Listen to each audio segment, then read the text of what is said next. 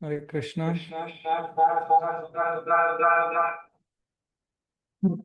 Let me share my screen.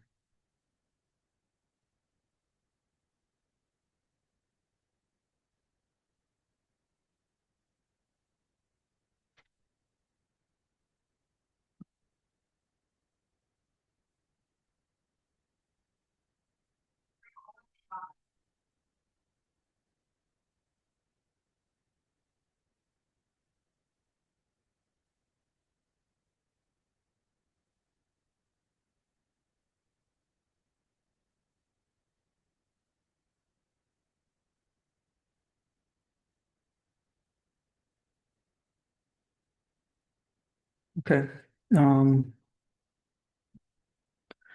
We start today's session with the prayers. Am I audible to everyone? Yes. Okay, great. Om Ajnanatimirandasya Jnananjana Chakshurun Militam Yena Tasmai Sri Guruve Namaha. Namo Vishnupadaya Krishna Prishtaya Bhutale Srimate Bhaktivedanta Swami Namine. Namaste Saraswati Deve Gaurvani Pracharine Nirvishesha Shunyavadi Paschatya Deshatarine. जय श्री कृष्ण चैतन्य प्रभु नित्यानंद श्री अद्वैत गदाधर श्रीवासादि श्री गौर भक्त वृंद हरे Krishna Krishna Krishna Hare Hare Hare Ram Ram Ram Hare Hare. Okay, thanks everyone for joining. For today's class, it's going to be marathon revision for all the previous chapters. So I request try to remain focused as much as possible and try to remember these words: war, soul, cycle, spiral, genuine, yogi. These are actually one word summarization to remember that particular chapter's important point. So, very first chapter, it's about war. So, let's start our session. So, this is all about battlefield mindset. We started discussing this Bhagavad Gita. It was actually set up on the Kurukshetra battlefield as a famous part of Mahabharata. And with that history, we can understand what was the mindset of the Dhritarashtra when he actually approached this particular war. So he was actually hoping that his kids, that is party of Duryodhana, they should somehow win. And he was always in the comparative mindset, whether my sons and Pandu's sons. So with that mindset, it was an insecurity out of comparison, which is in mode of ignorance. Always just comparing whether my kids will victorious or the other party will be victorious. So how can I hope and arrange in such a way, even if it might be crooked way, so that my party is victorious? That's the first part. The second part is more pathetic, which is Duryodhana's politics, that this is insecurity out of criticism. Now, why it is pathetic? Because everybody on Duryodhana's side, they had their own motives. That everybody, I mean, none of them were liking Duryodhana to start with. And Karna told, I will not fight till the time this Bhishma is around. Or similarly, Shalya was fighting just because he was tricked by Duryodhana to go and join his party just by having that reception. So even like Dronacharya, he was actually very much fond of his Arjuna, and he was fighting just because so many years he served him. Even Bhishma also, he had taken a vow a few hundred years back that he will protect whoever is sitting on the throne. So none of them was interested in Duryodhana, whereas on Pandava's side, everybody was very much sure whom they are going to kill and what is their target. So as long as higher motive is there to unite everyone, we can actually achieve great things. But in Duryodhana's case, that was not the thing. He got people together, but not for some higher thing, higher purpose. Then there are different types of conch shells mentioned, the names of different conch shell. The whole battlefield atmosphere gets charged with different musical instruments. And then comes the major part of Bhagavad Gita, the Arjuna's major concern. When he asked Krishna to take the chariot in between these two armies, Pandava's army and Kaurava's army, he wanted to understand who are assembled. And after watching them, Arjuna actually started feeling a lot of insecurity out of compassion. Now let's understand more about this insecurity of mode of goodness. So what was his main problem? He actually was right in front of Bhishma and Drona. So he was feeling that I have to kill my relatives and my guru. So that was his the first point. The second point is about he was saying everybody around. He could see his relatives in both sides of armies, and he was wondering if I kill everybody, what kind of enjoyment I will have. Then he could see entire big army who are not direct relatives, but so many great soldiers had assembled here. Many of them were actually pious, and he was thinking if I kill all these people, the so much of sin will get accumulated. And of course, then what happens to their families back there? There are so many dependents subjects on them. What will happen to them? And if they are getting destroyed, what will happen to past generation as well as future generation? So Arjuna was feeling so much burden on his shoulders of I am actually the destroyer of everything, all the worlds. And because of that, he had thorough confusion whether should I proceed or not. On one side, he knew what Kauravas did was thoroughly wrong. It need to be squared out. At the same time, he had all these questions. Should I still proceed with this war? First chapter ends just by Arjuna asking, why should I fight? Now, when we enter into this particular second chapter, Krishna actually hammers on this very important part to explain to Arjuna that his first concern, Bhishma and Drona, because without having that conviction of heart, Arjuna was not ready to fight. So Krishna actually explains to Arjuna that what you are mourning, that is not worthy of grief. That means the body, what you are thinking is anyway is going to go away in due course of time. What we should be worried is actually about soul. And then Krishna explains the properties of soul, journey of soul, how the body is getting changed, but the same soul is persistent. And even after death, depending on the time of karma they have created in this life, or what kind of thoughts they get while passing out from this body, their next body, either animal, human, tree, whatever, all that is decided at the time of death.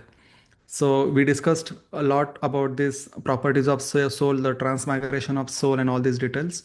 And with that, Krishna rules out the first doubt that anyway Bhishma and Drona, their bodies are going to get changed, and right now what bodies they have, they are already worn out. So for them to give up this body in righteous battle is a greater bargain for them to either go back to godhead or go to spiritual destination or take up much higher birth, because both these souls have performed a lot of pious activities in this life.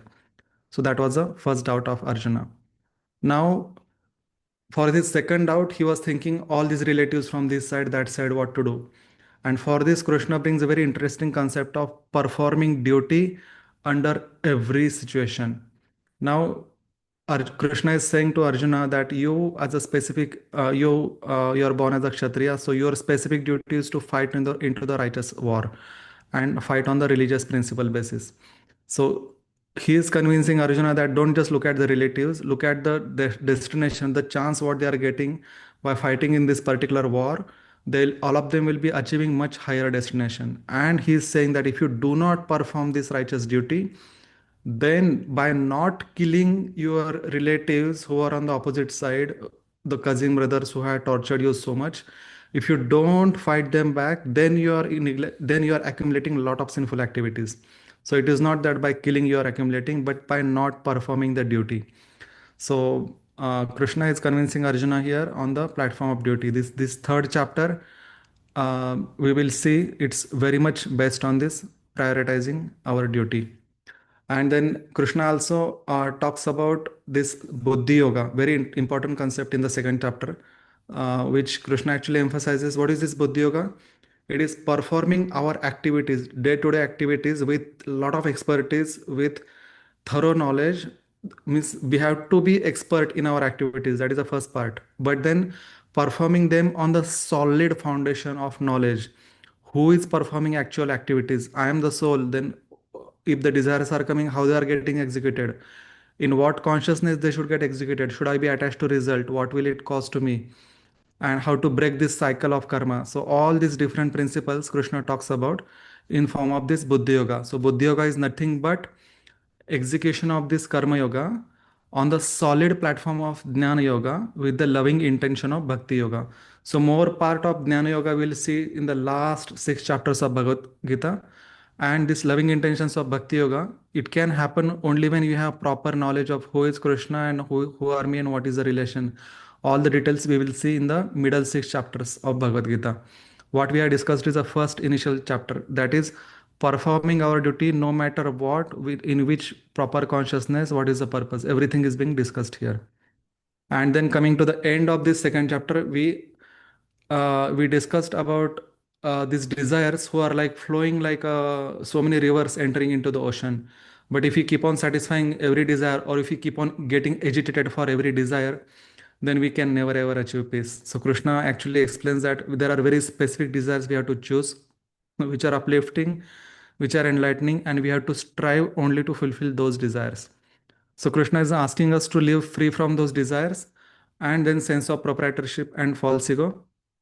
Then we'll be able to achieve peace, and peace will lead to happiness, the ultimate goal. And then one who can control his desires, such a person is definitely eligible to enter into the kingdom of God. So first we discussed the war. Second chapter we discussed about soul and the duties of that soul and connecting to the happiness of the soul. It's not just happiness of sense gratificatory happiness of body, but it's a happiness of soul. Now we are entering into third chapter. What is the third chapter we discussed? Cycle. Now cycle is of course cycle of sacrifice, and spiral means spiral of sacrifice. That is the next chapter. So let us understand what is the cycle of sacrifice. So duty is actually translated as a sacrifice, and what we are sacrificing. Sacrifice means we put something in the fire of something. So in the purpose, that is a higher purpose, fire of that higher purpose. What we sacrifice is our lower tendencies, and what we get is a purification in return. So this concept is thoroughly explained in this particular third chapter, in which Krishna explains it in the form of cycle of sacrifice. So this sacrifice we have to perform, and everybody in the universe, whoever is involved, they have to perform this sacrifice. So performance of duty, our own duty, if you do it in right consciousness, is actually yajna, or it's a sacrifice. When we do that properly, when we do our duty properly, we receive the blessings. And Krishna has given the example of duty, yajna brings the actual rains. And then, of course, it was in even anybody in previous ancient times. Right now, we do not have that purity, but whenever they wanted some specific rain, the sadhus will chant some particular mantras, and then they'll perform the yajna, and then rain will come. And of course, we know the cycle of these rains, anyways. But more important is, as long as we are doing our duties properly, we will get the blessings, and that will sustain us. Now, what we do with our sustenance, again, whatever we are getting out of as a blessing, these resources, what we get as a blessings, when we offer that back to the divine, as it is mentioned in prescription, then we get higher intelligence. So it's with higher intelligence we perform our duties or sacrifices in much better manner, and it helps us to get rid of our bad tendencies. That helps to please the demigods or supreme lord. They give us blessing. That blessing gives us more resources. The resources we again engage in the service of lord, and which leads to more blessings and purification. So this whole cycle is very very important. Every part of it is very important to perform it in a proper consciousness. And Krishna highlights that even if somebody does not have a duty, although his mind is fully detached from the end results, still such a person should perform duty to set an right example. And Krishna also here explains in the latter part of third chapter about the spirit of duty. So spirit of duties means we have to act without getting attachment. So if you see this theme is getting repeated in Bhagavad Gita again and again and again, that we have to act as if we are very much attached to the result. But when the result comes, we need to be detached. And it is possible only when we have that spirit of devotion. So I'm doing it for higher purpose. So for that higher purpose, I will execute myself, I will exert myself to the fullest, and then whatever result comes, I just offer, or I just depend, or I just accept with gratitude in my heart whatever result comes. So with this we come to the end of this third chapter. Now the next important chapter which comes to okay, sorry, one important point is what stops us from executing our duties in this mindset is lust. Now, it's not, I mean, having that gratitude no matter what result comes, it's not automatically possible. We have to overcome one important enemy of us is lust. Now, what is this lust? Is actually excessive desire to acquire something. Even if we acquire such things, lot of greed is there, that I actually deserve more. I can actually plan this way and that way, and then there is no end to the satisfaction. So that way greed increases. And if you don't get, what we want, what we are lusting after, then automatically anger arises that I put so much of effort, but then other party, God or whoever maybe did not reciprocate. What is this and all this? So this lust actually resides on three stages: senses, mind, intelligence. How to purify senses? Senses means our gross senses, hearing, reading, whatever the vision, even the our capability to do some activities. All of them need to be engaged in a proper services. When we do such kind of activities, when we engage in proper services, at that point of time, we can help to purify our external senses. Watching Lord's form, if I'm hearing the songs which are glorifying the Lord, that will help me to purify my senses. That is the first part. Second part is mind. Mind is something, as we discussed in last six chapter, it is just a monkey who is like stung and who is drunk and who is just ghost inside jumping around. Important part of controlling mind is the meditational practices which are there in the authoritative scriptures with the proper mantra. So mind is very much, we need to have a very strong sadhana, so strong contemplation, remembrance to control the mind. And then intelligence. How do we purify lust in intelligence? When we read these scriptures again and again and revise them again, and when we are absorbed in this particular, when we are getting attracted, when we are in love with these scriptures, then our mind automatically, as in when we get even little bit empty time, mind will get automatically attracted to the such instructions. So Krishna actually highlights that we have to perform this purificatory process, and then only we'll be able to control this lust. This purificatory process is also called as deliberate spiritual intelligence or Krishna consciousness. That is mantra meditation, studying of the scriptures, that is Swadhyaya, and performing lot of devotional services. Now we enter into the fourth chapter, and it's little interesting chapter because it has important concept of elevating oneself to higher destination. So we discussed about duty, and then we discussed about performing them in a proper sacrificial manner and cycle of sacrifice and all. Now here in this particular chapter, Krishna actually explains these three types of karma: sakarma, vikarma, and akarma. Sakarma means of course good karma. Vikarma means disastrous karma, and akarma means karma which does not bring any results. So at the end of this chapter, we'll look at the diagram where we have to cut attachments to the result. So one need to know what kind of karma it is, and one need to understand by doing the action I'm getting karma, or by not doing the action I'm getting more deadly karma. So it's very important that we retrospect, we think over, and then only we execute the action. So every endeavor, it should be devoid of desire for sense gratification.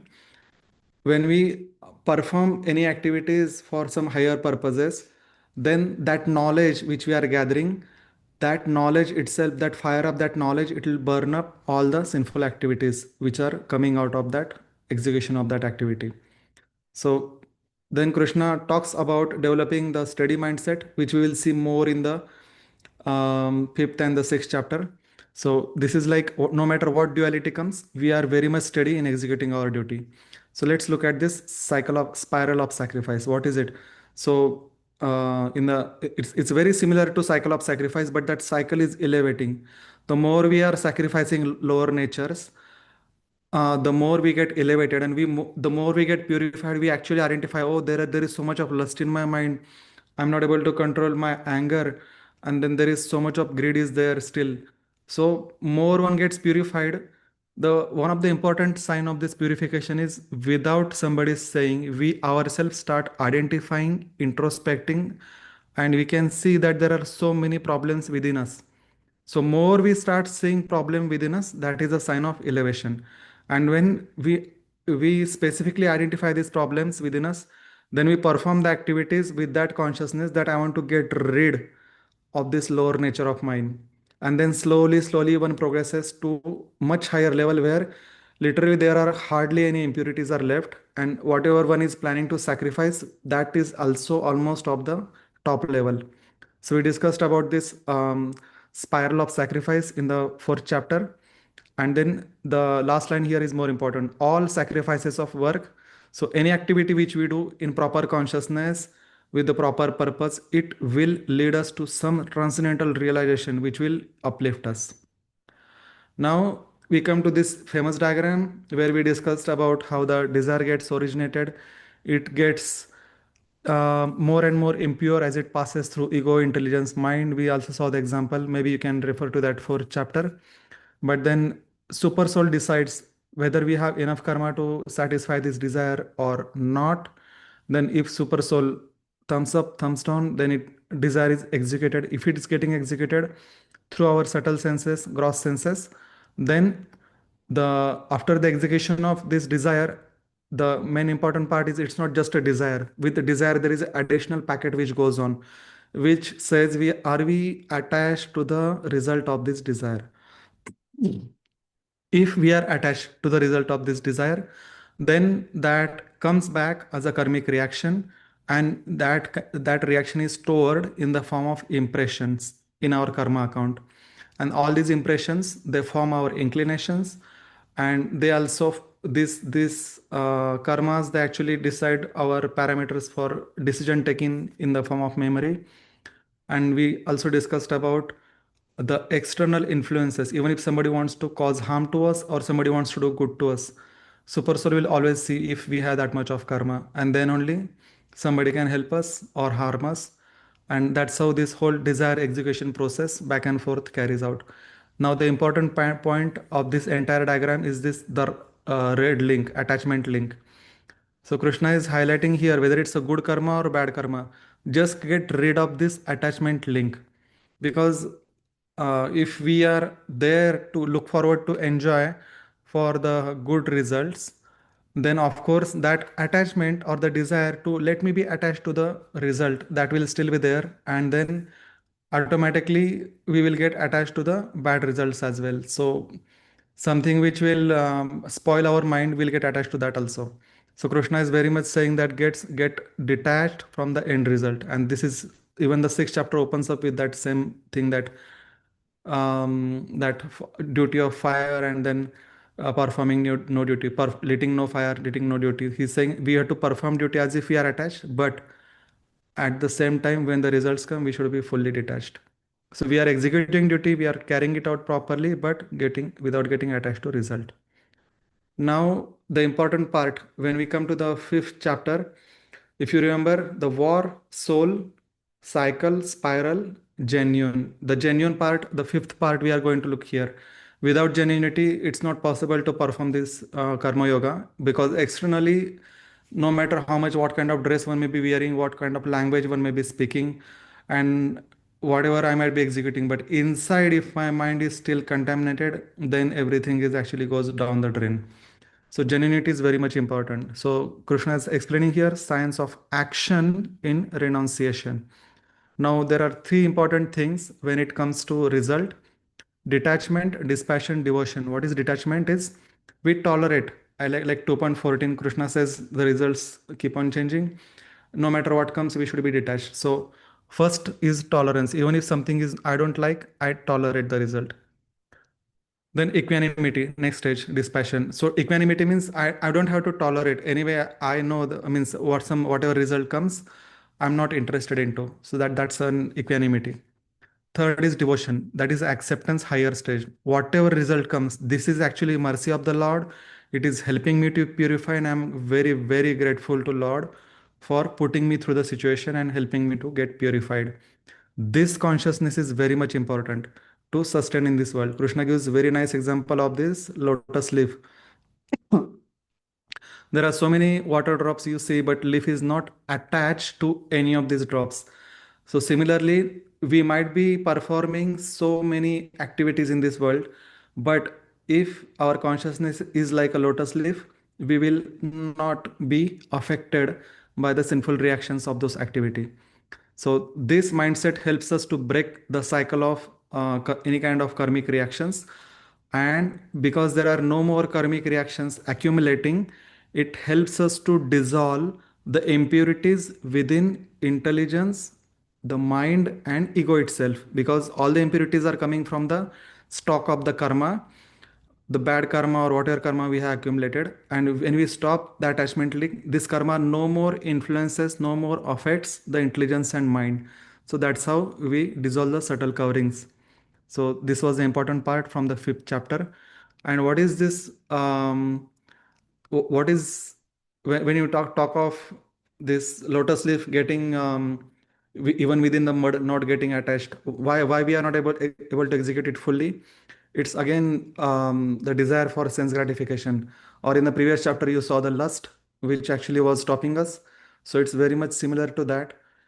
And Krishna again highlights it very nicely that intelligent person is not attached to the pleasures which are coming from the contact of senses, that is sensory pleasure. Krishna also calls that as the sources of misery. Now why the sense pleasure is a source of misery? Because it has start and it has end. Most of the time the end is very miserable and pathetic, and it is something which actually just drags us down. So Krishna is highlighting that we should not be attached to any pleasure which are brought by the senses. Then what kind of pleasure we need to be attached? Because by nature we are all pleasure seeking, right? So Krishna is saying that look for the pleasure which meditation or mind can bring, and that we'll look at the sixth chapter. So this particular example is about not getting attached to the sensory pleasures. And how is it possible to get it detached? Look at your own past experience. Last time, when let's say if I have 10 gulab jams, what was my feeling at the end? Did I really enjoy it? Did I really went through very pleasant experience?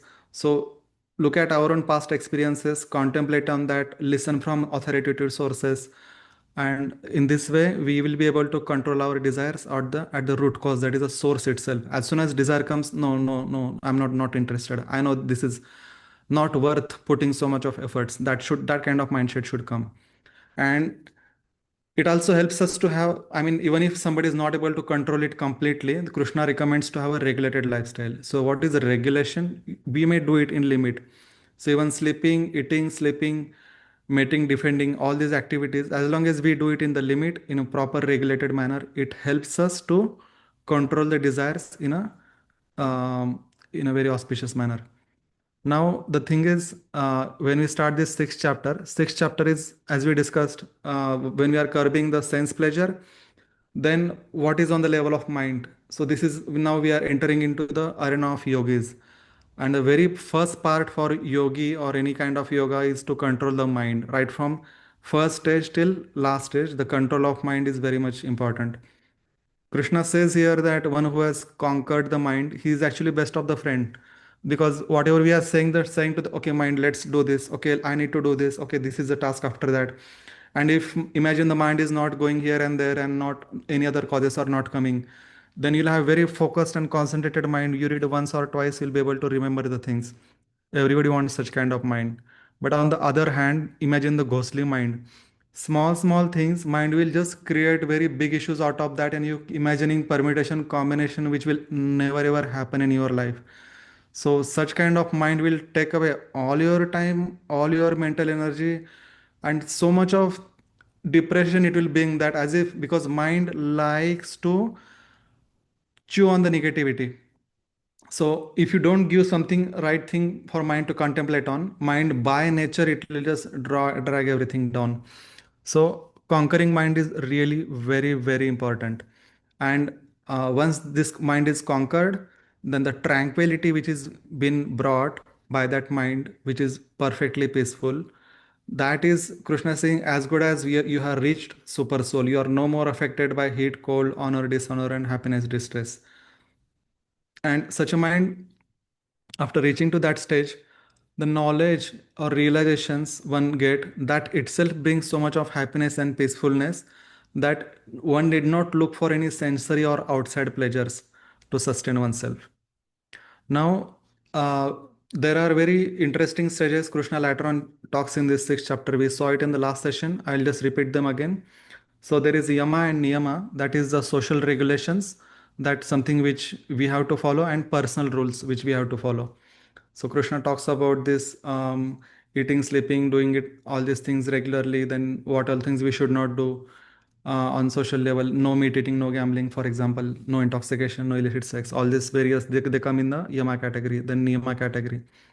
So these are like basic education. First two steps are what we should do in personal life, what we should do in social life. They are very much basic steps. This is a basic education. Next is physical education from yogi perspective, practicing different kinds of asanas. But asanas is not the goal. If I make my body like a rubber where I bend in any direction, and then we are not looking for that kind of thing. The basic minimum asana, which this physical discipline helps us to practice this meditation for longer time. That is the purpose of this asanas. Now, then from physical level we go one level deeper. That is a pranayam, where I control my breath in different manner, where I control my psychophysical nature, where I control my thought processes. Mind is also getting controlled as a part of this pranayam process. When breath is controlled, mind is controlled. The next stage is pratyahar, where I control even my visualization, imagination, everything comes under control. Then dharana means the focus for limited amount of time. Then mind goes somewhere. Krishna says gently bring the mind back. Again, try to focus. So that's the dharana. Dhyan means if I decide 4 hours means 4 hours. I decide and I'm able to control my mind on particular object for really long time. And samadhi means I do not want to control my mind because I'm connecting to the higher supreme soul and the trance happiness which I derive. I'm having access directly to the spiritual world. I'm able to visualize activities directly in the spiritual world. Such a kind of trance or samadhi, it's a very rare to achieve. But then this is the goal of this entire yogic process. Krishna says controlling mind is not practical thing, and then what will happen if somebody falls down in this particular process. So this is the last slide of this particular session. So Arjuna is asking this particular doubt, if I mean controlling mind is so difficult thing, what if I mean, and it's not possible to fix it everything in one life. What happens to a person who doesn't do it? So Krishna is saying interesting points here. So if some yogi is unsuccessful, and the reason of his unsuccess, for example, is about he's looking for some kind of material comforts, then he will have that comforts on the higher planets. And even if he comes back, takes birth again on this earthly planet, it will be into the family of very rich aristocratic person. And at the same time, he will have inclination to righteous activities. So I forgot to explain this particular personality. What you see in the top is actually Amrish Ford. Uh, uh, Amrish Prabhu is actually he comes in the dynasty of this Ford Motors, and he has been a disciple of Srila Prabhupada, Alfred Ford, I guess. And he has helped a lot to establish so many temples. He himself is a very deep practitioner of Bhakti Yogi, and of course, he is a multimillionaire.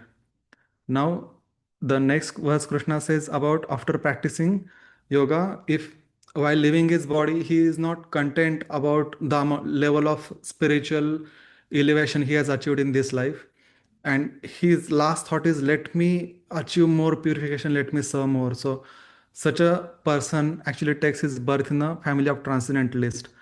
And what is the greatness about it is that right from birth, such a person is automatically attracted for practicing higher yogic principles. For him, bhakti is like something like magnet and ion getting at his intelligence, consciousness getting automatically attracted to such a high activities. Example here, if you look at here on the left side, here is a Bhakti Charu Maharaj. He actually, right from childhood, he has been raised in a very pious manner. He is a very highly educated personality.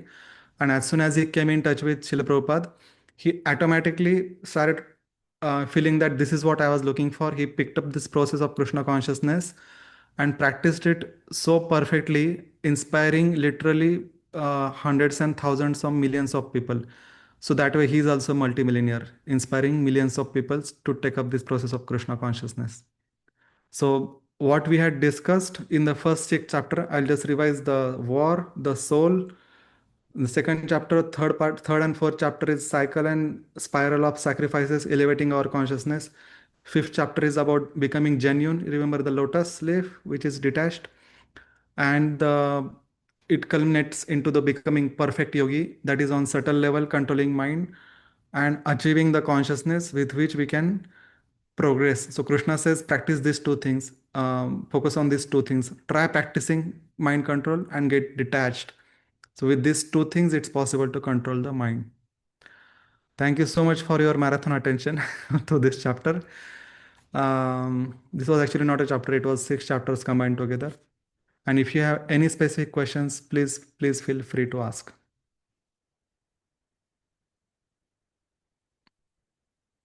Yeah, thank you for the summary of the first six chapter again, Shriramji. Thank you so much. Thank you. Um, I mean, at the end of every, before start of the chapter, generally I send the link of the vedabase.com for every chapter. Please try to read the translation. It takes only 15-20 minutes. But if you read the translation, plus you hear the this session, it will actually reinforce your concepts. And when you yourself read the Gita, it becomes very easy to understand. And of course, implement later. Anyone else?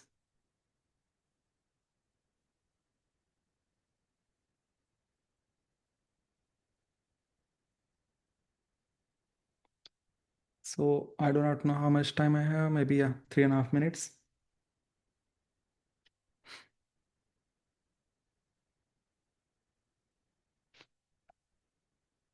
Which chapter you found most interesting? Maybe you can just let me know. Or from which chapter or which concept you learned most. We can just have quickly 1 or 2 liners. Pratish?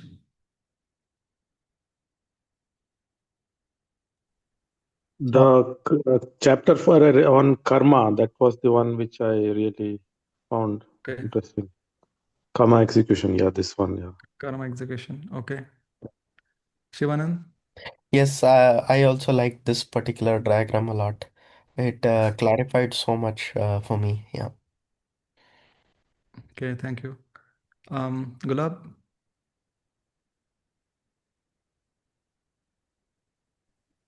Hello. The detachment from the that example of the lotus flower. Mm-hmm. Okay. Thanks for that. Nilam?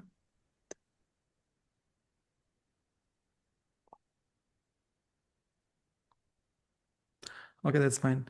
So I request maybe I'll upload this session also. I already uploaded past sessions into the same video link channel. I'll share again. And here I had given a really super short summary. But this is not to just this much as knowledge. This is a very top level, like helicopter level overview of these 6 chapters. More important is we read and hear those individual chapters, individual verses, individual purports from these verses from Prabhupada. He has given more elaborate explanation. And I request all of you to spend at least some time with Bhagavad Gita, because these concepts will save us a lot of time in young age, in old age. We will not have so much of overthinking because we will understand how things are happening, we will accept why things are happening, and at the same time, this will give us enough impetus to practice bhakti. Now, the next six chapters are actually very important, because Krishna, when he speaks about this bhakti yoga, is actually very sweet, where we understand Krishna's humility also. We understand Krishna's qualities, his dealings, and there are so many nice things in the next 6 chapters of Bhagavad Gita, where Krishna highlights about even his.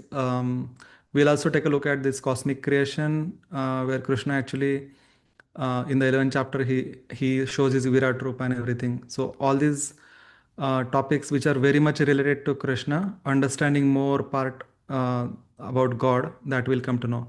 So Gita has Atma, Paramatma, that is soul and super soul, then karma, then time factor, and then Prakriti. So all these various topics are being discussed in Gita.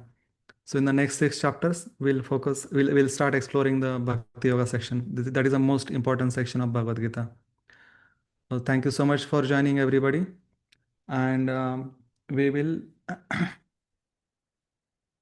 we will come to an end of this session by chanting one time Hare Krishna mantra. Hare Krishna, Krishna Krishna, Hare Hare, Hare Rama, Rama Rama, Hare Hare. Thank you so much for joining the session, and see you at the next one. Hare Krishna. Hare Krishna. Thank you.